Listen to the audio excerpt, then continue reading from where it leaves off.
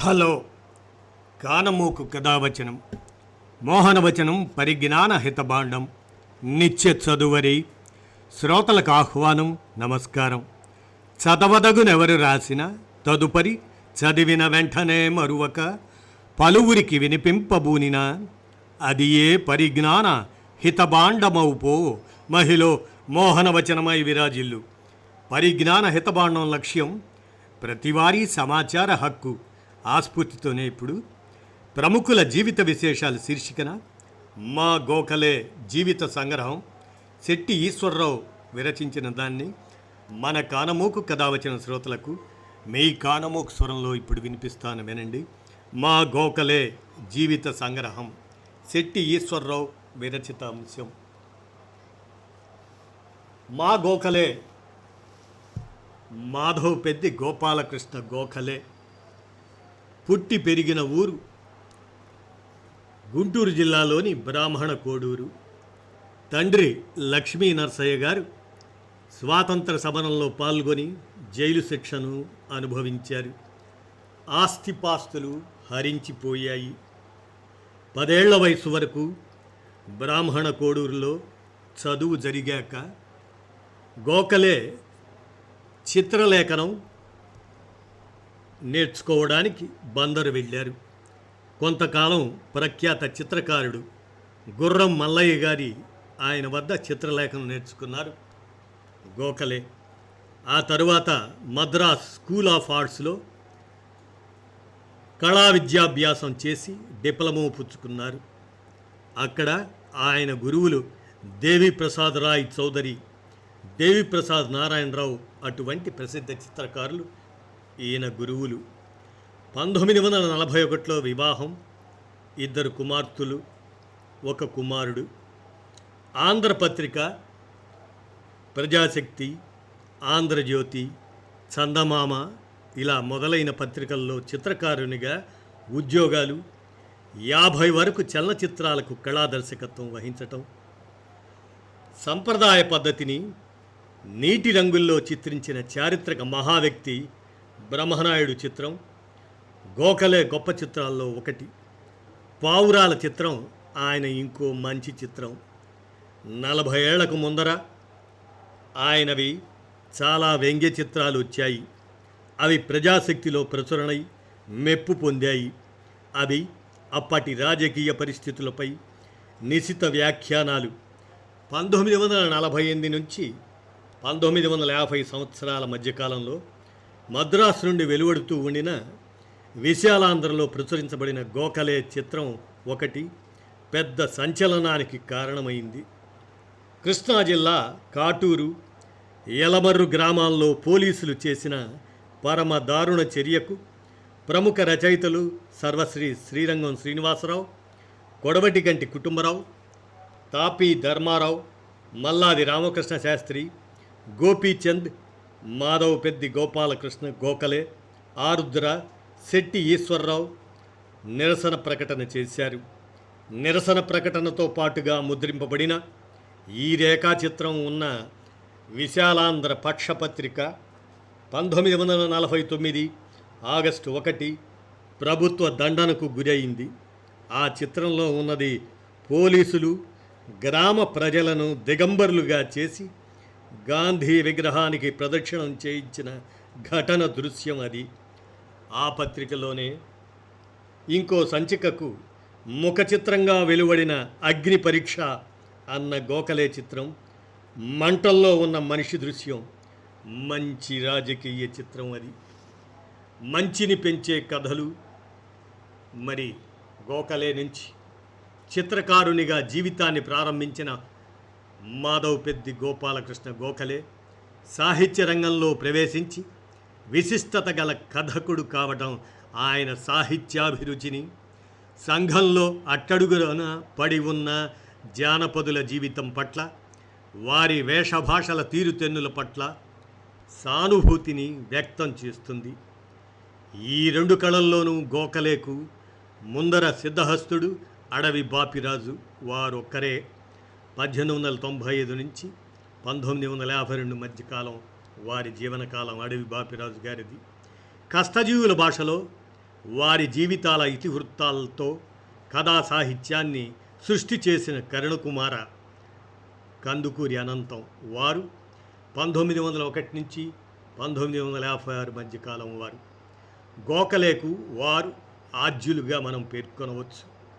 అలాగనే ఉన్నవ లక్ష్మీనారాయణ గారు, వీరు 1872లో జన్మించి 1959లో మరణించినటువంటి ఉన్నవ లక్ష్మీనారాయణరావు గారు.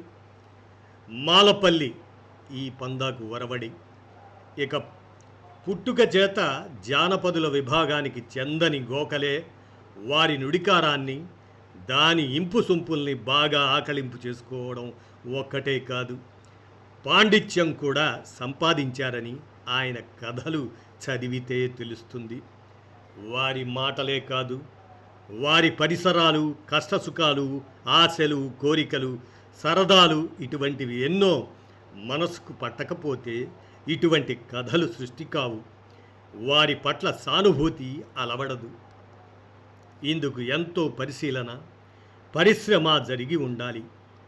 వారి మీద ధనిక వ్యవస్థ కురిపిస్తున్న అక్రమాలు, అన్యాయాలు గమనించి ఉండాలి. గోఖలే కథల సంపుటాలు మూగజీవాలు, బల్లకట్టు పాపయ్య అవి వెలువడి చాలా కాలమైంది. ఇవి కాక పత్రికల్లో వెలువడినవి, వెలువడనివి అన్నీ కలిపి మొత్తం 50 కథలు ఒకే సంపుటంగా పాఠకులకు అందజేశారు. వీటిలో కొన్ని కేవీఆర్ గారు సేకరించినవి కాగా, మరి వారికి కూడా మనం ఈ సందర్భంగా ధన్యవాదాలు తెలియజేసుకోవాలి.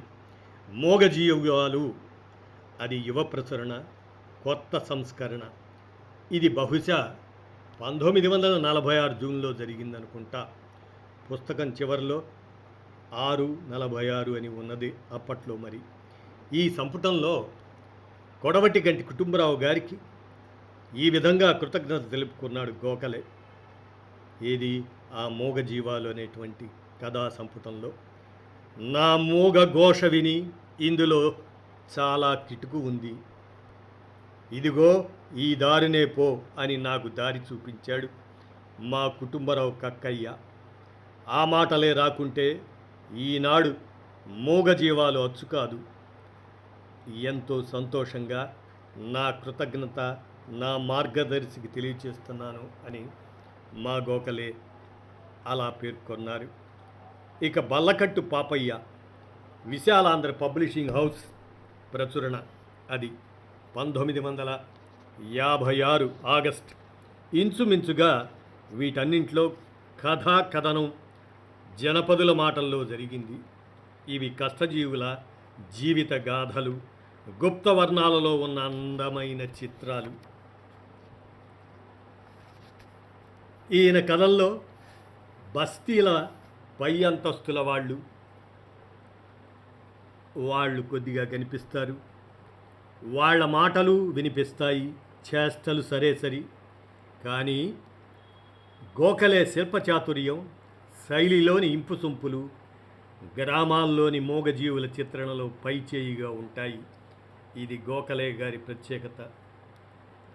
గ్రామ పెత్తందారుల దౌర్జన్యాలు, పేదసాదలు పడే పాట్లు, మారిన పల్లెపట్టులు, ఉడుదుడుకుల వల్ల దిగజారుతున్న పరిస్థితులు, వెట్టి చాకిరీ తెచ్చే యాతనల వంటి గ్రామీణ విషయాలతో పాటుగా బస్తీ వాళ్ల కట్నాల కర్కశత్వం, కూతుళ్ల పెళ్ళిళ్ళు చేయలేక ఆడపిల్లల తండ్రులు పడే అవస్థలు, గొప్పలు చెప్పుకోవటంలో పోటీ పడే ధనిక స్త్రీల దర్పాలు, బుద్ధుడి గురించి చదువుకున్న అజ్ఞానులు, తర్కాలు మొదలైనవి ఉన్నాయి. ఇష్టం ఉండి కూడా పెద్దల అడ్డంకి వల్ల మాట తప్పి పెళ్లి మానుకున్న యువకుడు, సినిమా జోదంలో ఉన్నదంతా ఒడ్డి ఇతరులను ముంచేయడానికి సిద్ధపడిన భ్రష్టుడు, ఒకరి సాయంతో బాగుపడి ఆ ఉపకారికి చిన్నమెత్తు సాయం చెయ్యని కృతజ్ఞుడు, యజమాని మెప్పు పొందటానికి తోటివారికి ద్రోహం చేసే బానిస బుద్ధిమంతుడు. ఈ ఆసాములంతా తమ తమ వికృత రూపాలలో గోఖలే కథల్లో కనిపిస్తారు. కూతురు పెళ్లి విషయమై రాఘవయ్య చెవులో పిండి మరవ పనిచేస్తున్నట్లు పనిచేస్తూనే ఉంది రాజమ్మ. రాజమ్మకు కూతురు దొడ్లో తోటకూర మొక్క పెరుగుతున్నట్లుగా కనిపిస్తుంది. ఏదో విధంగా ఎందరికో పెళ్ళిళ్ళవుతున్నాయి. మరి దీనికి కాదేం? కూతురు కుందేలు పిల్లకు మళ్ళీ ఇంట్లో తిరుగుతున్నది బెదురు చూపులతో. కూతురు పెళ్ళి అన్న కథలో కట్నాల మహత్యాన్ని తెలిపే ఘట్టం ఇది. దారి తప్పిన ఇద్దరు మనుషులు అన్న కథలో గ్రామం నుండి కొత్తగా బస్తీకి వచ్చిన ఆసామి అనుభవాలు. వీధిలో అరుగులు లేవు. ఎందుకు అరుగులు ఉండనియరో తెలియట్లేదు. వీధిలో మనుషులు తిరుగుతుంటారు, కానీ నిలబడరు. నిలబడితే మాట్లాడరు. మాట్లాడితే భాష అర్థం కాదు. రిక్షాలు వస్తాయి, కార్లు వస్తాయి, అందులో మనుషులు ఎవరైంది తెలవదు. ఒక రోజున ఆ వీధిలో 3 బర్రెగుడ్లు గుప్పించి ఫ్యానం లేసొచ్చినట్లయింది. ఇలా కథకుడికి పల్లెల్లో రెక్కల కష్టంతో బతికే వాళ్ళ బతుకుల గురించి, వాళ్ళని పీడించే భూకామందుల బుద్ధుల గురించి బాగా తెలుసును. వాళ్ళ మనస్సులు, ఆ మనస్సుల్లో మెదిలే రకరకాల ఊహలు తెలుసును. వాటికి మాటల్లో బొమ్మలు కట్టడం ఎరుగును. పంటసేలు, దానిలో పేద రైతు కుర్రాడి స్వాగతం ఎలా సాగుతుందంటే, నెర్రిచ్చిన భూమిలో బంగారం పండుద్ది. ఆడ పండిన పంట కుప్పలు కోటాయ సావి పెబలకు మళ్ళే ఉంటాయి. రాస్తామేన వస్తా పోతా ఉండే జనం ఆటినే చూస్తా పోతారు. ఆ పంట కుప్పల్ని నూర్చి నిలువెత్తు రాసిబోసి తూర్పారబడతా ఉంటే నీరెండలో దగదగా మెరుసుద్ది గింజ. ఆ గింజతో అయ్యా ఈ 10 ఏళ్ల నుండి కరుజులు సర్దుతా ఉండాడు. ఆ గింజ రుచి తమకు తెలిసినంతగా ఊళ్ళో జనానికి తెలవదు. ఈ కుర్రాడే భూస్వామికి దేహశుద్ధి చేయటం జరుగుతుంది. ఎందుకు జరుగుతుందో ఆ వైనం అది వేరే కథ. పంటసేలు చదివితే తెలుస్తుంది. ఇక గోకలే కథల్ని గ్రామ జీవితంలోని మంచి చెడ్డల విజ్ఞాన సర్వస్వం అనవచ్చునేమో. చదువుతూ ఉంటే గ్రామాలు కళ్ళ ఎదుటికొస్తాయి. ఆ కృషి మాటలు చెవిలో మారుమోగుతుంటాయి. వీటికంటే కూడా మంచిని పెంచమని ఎలుగెత్తి చాటుతూ ఉంటాయి. శిష్టులు అనబడే వాళ్లకు, పై అంతస్తుల వాళ్లకు అట్టడుగున ఉన్న బీదా బిక్కి మనుషులుగానే కనిపించరు. వాళ్ళ మాటలు బతుకులు పట్టించుకోవలసినవి కానే కావు. అవి వెక్కిరించవలసినవి, ఈసడించవలసినవి. కానీ బడుగు వర్గాల వారిని చదువుకు సంస్కారానికి దూరం చేసిన, నిత్య దరిద్రానికి సిలువ వేసిన సమాజంలో గుండె మొద్దుబారకుండా ఉన్న వాళ్ళు గోకలే కథల ఇతివృత్తాన్ని, కథనాన్ని ఉత్తమ సాహిత్యంగా స్వీకరిస్తాను. పెళ్ళి అన్న కథలో వారి పెళ్ళి సందడి ఎలా ఉందంటే, పెళ్ళి ప్రదేశాన్నంతా కలకల్లాడిస్తా గేసు నైట్ ల్యాపులు, ఆ దీపాల మొంగల రంగురంగు చేపలలే తిరుగుతాడుతున్నారు పెళ్ళికొచ్చిన ఆరీరు. కానీ కిరసనాయిల డబ్బాల బండి బోల్తా కొట్టినట్టు నవ్వులు. పుల్లలేరుకోవడానికి వెళ్ళిన ఆడపిల్లల వర్ణన పల్లెగూడెం కాడ అన్న కథలో మనకి ఇలా వినిపిస్తుంది. సప్పున పుల్లాగిల్లా కట్టేసుక సిన్ని పైటలు లెగరాడతా, సిందులేస్తా, గొడ్డనకమాలే ఆడతా, పదాలు పాడతా, సందకాడయ్యే తలికి ఎప్పుటాలే ఒయ్యారమంటూ పల్లిగూడెం సేరేసుకుంటున్నారు ఎంకాయ్ సీతాయ్. పట్టపగలైన తాడితోపుల్లోకి వెళ్ళే తలకి గలగలమంట దగ్గరగా వాటేసుకుండా ఆ తాడి చెట్ల నీడల భూమి మీద పడి కరవచ్చే జడల దెయ్యానికి మళ్ళీ ఉన్నాయట తాసుపాము. ఎదిగి పెద్దయిన ఆడపిల్ల, ఆ పిల్ల పట్ల ఊరి మగజనం ప్రవర్తించిన తీరు, కొత్తగా కోకగట్టి జనం మధ్యకొచ్చి పడ్డ రత్తికి ఆయాల మనసంతా బిర్జీ మేన రైలు బండి లగెత్తినట్లు కొట్టుకుంది. అదేదో రాత్తా మీద నడుస్తున్నంత లెక్క పక్కపక్కల అరుగుల మీద చెట్ల కింద కూకుండా మొగజనం రెండేసి బారల మొల్లుకర్రలు తీసుకొని తన ఎర్ర కోకమేన పొడుతా ఉండట్టే అనిపించింది రత్తికి. ఈ మడుసులు తను ఇన్నాళ్ళ మించి ఎరిగిన ముడుసులు కారు. ఏళ్ళ కళ్ళు కోటై కూడా తిరణాల్లో వెలట్రి దీపాలకు మళ్ళీ దగదగా మెరుస్తుండాయి అని రత్తి కోక కట్టింది అనే దాంట్లో ఈ కథలోదే ఇంకో అందమైన వర్ణన. కిట్టకాలకు నీరొచ్చిందంటే గూడెల్లో ఉండే కూలి జనం ఆ వాసన పీలత్తా లెగేసి కూకుంటారు. ఆ వాసన పీలిస్తేనే వాళ్ళ మొగాలకి రంగొచ్చుద్ది.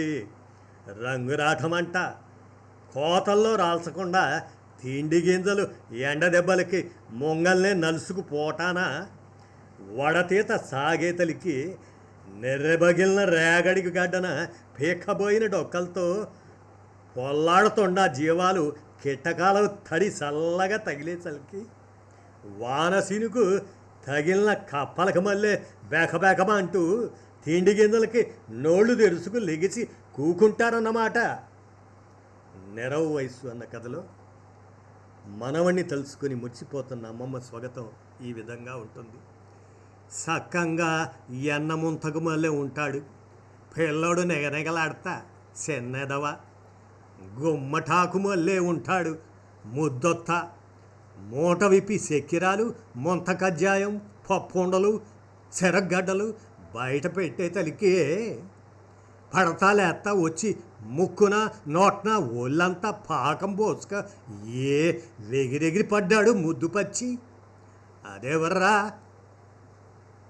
అనేటంటే ముంత కజ్జాయం సీకుతా అమ్మా అమ్మా అమ్మమ్మా అనంటూ తపాకును ఒళ్ళో వచ్చి పడ్డాడు చిన్నమొండ. ఏం చేస్తుండాడో నాయన, మాటలు వచ్చి ఉంటాయి బాగా.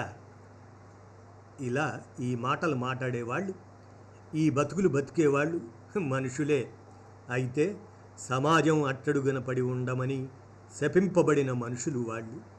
వాళ్ళ బతుకులవి, మాటలవి తీరతిన్నులు ఓపిగ్గా సానుభూతితో గమనిస్తూ పోతే ఈ కథల్లోని అందచందాలు అర్థమవుతాయి. కవిత్వం విషయంలో ఎంకిపాటల దృష్టాంతం ఉండనే ఉంది. అభ్యుదయ కామకుడైన పండితుడు పంచాగ్నుల ఆదినారాయణ శాస్త్రి గారు, వారు 1890లో జన్మించి 1951లో మరణించారు. ఆ పంచాగ్నుల ఆదినారాయణ శాస్త్రి గారు వ్యవహారిక భాషా ఉద్యమ రథసారథి గిడుగు రామ్మూర్తి గారు. గిడుగు రామ్మూర్తి గారు అయితే 1863లో పుట్టి 1940లో మరణించారు. వారు జానపదుల భాషలోని ఈ పాటల్ని మెచ్చుకోవటం గమనార్హం. పూర్వ సాహిత్యంలో జానపదుల భాష ఉపయోగపెట్టుకోబడింది. అభ్యుదయ రచయిత నవయుగానికి సందేశకర్త అన్న వ్యాసంలో నిడదోలు వెంకట్రావు గారు అభ్యుదయ పత్రిక 1947 మార్చి సంచికలో నవీన వాంగ్మయంలో గాలి దుమారమును రేకెత్తించిన ఎంకిపాటలకు సాక్ష్యం 14వ శతాబ్దమున తాళపాక వారి సంకీర్తనలోనే కానవచ్చుతున్నది అని చెప్పి ఉదాహరణలు ఇచ్చారు. అద్దం చూస్తుంటే అది ఏమో సిగ్గమ్మి అన్న ఎంకిభావం అద్దం చూచితే నాకంతకంటే సిగ్గయ్యేని అని తాళ్లపాక వారి సంకీర్తనలో ఉంది. బడుగు వర్గాల పట్ల సానుభూతి, వారు గురి అవుతున్న అన్యాయాల పట్ల కోపం లేని వాళ్లకు గోకలే వంటి రచయితల ఇతివృత్తాలు నచ్చవు. భాష చేదుగా ఉంటుంది, పలుకుబళ్లలోని తీపి రుచించదు. వారి చిత్త సంస్కారమే వేరు. ఇప్పుడిప్పుడే ఈ మూగజీవాలకు నోరొస్తుంది. న్యాయ చింతన, ముందు చూపు ఉన్నవాళ్ళు అన్యాయానికి గురైన ఈ అశేష ప్రజానీకానికి అండగా నిలుస్తున్నారు. సాంఘిక న్యాయం కోసం ఆందోళన పోరాటం సాగిస్తున్నారు. కానీ ఫలితం గుడ్డిలో మెల్లగా మాత్రమే ఉంటుంది. తాబేలు నడక వల్ల శతాబ్దాలు కాదు, సహస్రాబ్దాలకు బడుగు వర్గాలు బాగుపడవు. సాంఘిక న్యాయం అందని చందమామగానే ఉండిపోతుంది. వింత ఏమిటంటే దేశంలో ఉన్న దుర్వ్యవస్థకు సోషలిజం అని నామకరణం జరిగింది. కురూపికి మన్మధుడు అని పేరు పెట్టినట్లు వెనకకు నెట్టబడిన వాళ్ళ ఉద్ధరింపుకు ఉద్ఘోషిస్తూ చేసే శాసనాలకు కొరత లేదు. కానీ ఉత్తుత్తి శాసనాల వల్ల మేలు జరిగిపోదన్నది జీవితానుభవం. వరాలిస్తే మేలు, శాపాలు పెడితే కీడు జరగటం పుక్కిటి పురాణ గాథల్లో మాత్రమే జరుగుతుంది. త్రికరణ శుద్ధి లేకుండా చేసే మహోపన్యాసాల్లాగే ఈ శాసనాలు మోసాలని రుజువవుతూనే ఉంది. జలగల కంటే నేర్పుగా మనుషుల రక్తాన్ని పీల్చేవాళ్ళు చీమల పుట్టల మీద నూకలు చల్లడం వంటి పుణ్యకార్యాలు చేస్తూ భారీ ఎత్తున పరవంచన, ఆత్మవంచన చేస్తున్నారు. సర్వే జనా సుఖినో భవంతు అన్న రోకటి పాట యుగ యుగాలుగా వినిపిస్తూనే ఉంది కానీ ఫలితం కనిపించడం లేదు. దుర్వ్యవస్థ దేశంలో ఎన్నో నిలువుల లోతుగా పాతుకుపోయి ఉంది. దాని సమూల నిర్మూలనం జరగందే బడుగు వర్గాలకు సాంఘిక న్యాయం జరగడం కల్లా అది భారీ ఎత్తున జరగందే వారి స్థితిగతులు మారవు. ఈ పెద్ద మార్పు సమూలంగా జరిగాకనే వాళ్లకు చదువు, సంస్కారం అబ్బుతాయి. పై వర్గాల వారిని అన్ని విధాలా అందుకోగలుగుతారు. ఈ బృహత్తర పరిణామానికి గోఖలే కథల వంటివి తోడ్పడతాయి. ఆయనకు ముందర ఉన్నవ లక్ష్మీనారాయణ, అలాగనే కరుణకుమార సాహిత్యంలో తోవ చూపారు. దానికి ఇంకా ముందర గురజాడ అప్పారావు గారు 1862లో పుట్టి 1915లో మరణించారు. ఆ గురజాడ అప్పారావు సిద్ధహస్తం రకరకాల ప్రజల మాట్లాడే తీరులతో సాహిత్య సృష్టి చేసింది. ఇప్పుడు మన భాషలో అన్ని ప్రాంతాల వారివి, అంతస్తుల వారివి, వృత్తుల వారివి, సంస్కారాల వారివి ఎన్నో తరహాల పదజాలాలు ఉన్నాయి. అవన్నీ మన భావి సాహిత్యానికి మూలధనం. క్రమక్రమంగా రూపొందుతూ ఉన్న అఖిలాంధ్ర భాషకు వాటి మేలు కలయిక ప్రాతిపదిక అవుతుంది. ఇప్పుడు సాహిత్యంలో, ప్రత్యేకించి కథా సాహిత్యంలో క్షీణ క్షుద్ర రీతులు విలయ తాండవం చేస్తున్నాయి. పాఠకుల్లోనూ రచయితల్లోనూ నీచాతి నీచమైన అభిరుచుల్ని పుట్టిస్తున్నాయి. వాళ్లను తప్పుతోవల్లోకి లాక్కొని వెళ్తున్నాయి. ఈ తప్పుడు పరిస్థితిని సరిదిద్దడానికి గోఖలే సాహిత్యం బాగా ఉపకరిస్తుంది అంటూ మరి 1989లో విశాలాంధ్ర పబ్లిషింగ్ హౌస్ ప్రచురించిన గోఖలే కథల పుస్తకానికి పీఠికగా శెట్టి ఈశ్వరరావు గారు వారు రాసినటువంటి ఆ ముందు మాట మా గోఖలే జీవిత సంగ్రహం అని, అలాంటి ఆ అంశాన్ని నేడు మన కానమోకు కథ వచ్చిన శ్రోతలకు మా గోఖలే జీవిత సంగ్రహాన్ని ప్రముఖుల జీవిత విశేషాలు శీర్షికన మన కానమోకు కథ వచ్చిన శ్రోతలకు మీ కానమోకు స్వరంలో వినిపించాను. విన్నారుగా, ధన్యవాదాలు.